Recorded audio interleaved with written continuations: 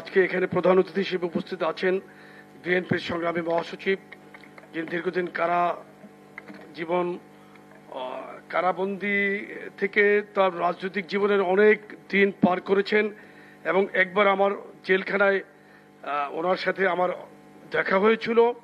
এটা এই কারণে বললাম যে এই যে 24-এর গণঅভ্যুত্থান, এই গণঅভ্যুত্থানে বিএনপি কিভাবে সরাসরি জড়িত ছিল তার একটি প্রকৃষ্ট উদাহরণ হলো এই সংগ্রামী মহাসচিব জনাব মির্জা ফখরুল ইসলাম আলমগীর। মঞ্চে উপস্থিত আছেন ডক্টর মঈন খান, জাতীয় স্থায়ী কমিটির অন্যতম সদস্য।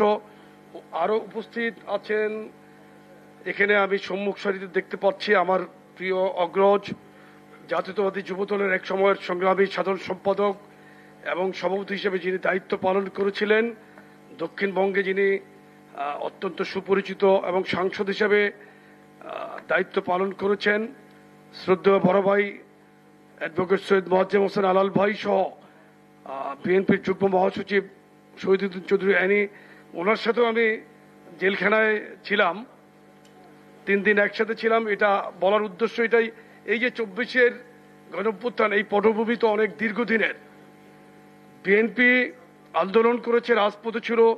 এখন যারা, আমি একটি ছোট্ট কথা বলতে চাই, আমাকে সাংবাদিকরা যখন জুলাই যোদ্ধা সম্পর্কে জিজ্ঞেস করে, আমি তখন তাদেরকে পাল্টা প্রশ্ন করেছিলাম যে আমরা যে ফ্যাসিস্ট বিরোধী আন্দোলন করলাম 15 বছর 7 মাস, শেখ হাসিনা বিরোধী আন্দোলন, এবং মঈনুদ্দিন ফখরুদ্দিন যে বাংলাদেশের যেই ধ্বংসের যে কারিগর, তাদের বিরুদ্ধে যে আন্দোলন করলাম, যারা আমাদের প্রিয় সাংগঠনিক অভিভাবক জনাব তারেক রহমানকে অত্যাচার করে, নির্যাতন করে, স্পাইনাল কর্ড ক্ষতিগ্রস্ত করলো, বাংলাদেশকে অকার্যকর করার চিন্তা করলো, ওই আমল থেকে শুরু করে 5ই আগস্ট পর্যন্ত 17 বছর 7 মাস, এই সময়টা যে আমরা আন্দোলন করলাম, তাহলে আমাদেরকে কি নামে, কোন যোদ্ধা হিসেবে আপনারা অভিহিত করবেন বলেন তো দেখি?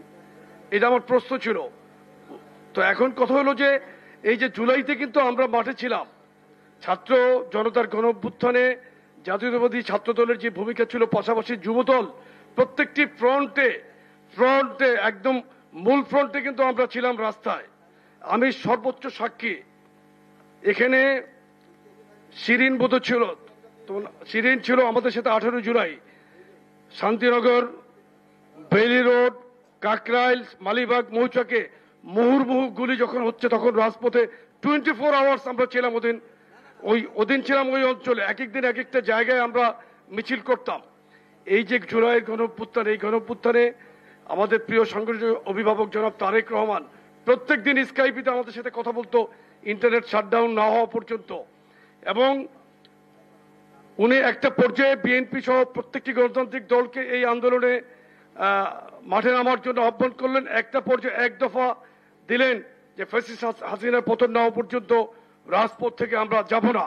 সবচেয়ে বড় কথা হলো, যেদিন ইন্টারনেট শাটডাউন করলো, ওয়াইফাই নেটওয়ার্ক এবং আপনার মোবাইল নেটওয়ার্ক বন্ধ হয়ে গেল, তখন আমরা বাটন ফোনের চেয়ারম্যান মহোদয়ের সাথে কথা বললাম, ওদিনই ফোন ট্র্যাক করে এনি চৌধুরীকে গ্রেপ্তার করলো। আমরা ভাগ্যক্রমে কিন্তু ওই গ্রেপ্তার আমার ফোনও ট্র্যাক হচ্ছিল, কিন্তু আমি ফোনটা ব্যবহার করে ফেলে দিয়েছিলাম। রাস্তায় এক জায়গায় নেমে কথা বলেছি, মুভেবল থাকার কারণে ফোনটা ভালো মতো ট্র্যাক করতে পারে নাই। এখানে টেকনোলজিটা বুঝার কারণে আল্লাহ আমাকে ওদিন রক্ষা করেছে, তাহলে অ্যারেস্টের তালিকায় আমরাও ছিলাম।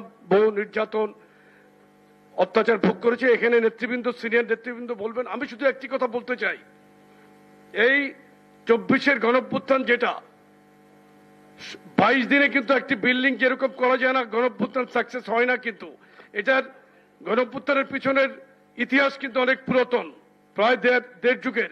এই 1.5 যুগকে কিন্তু অস্বীকার করলে চলবে না।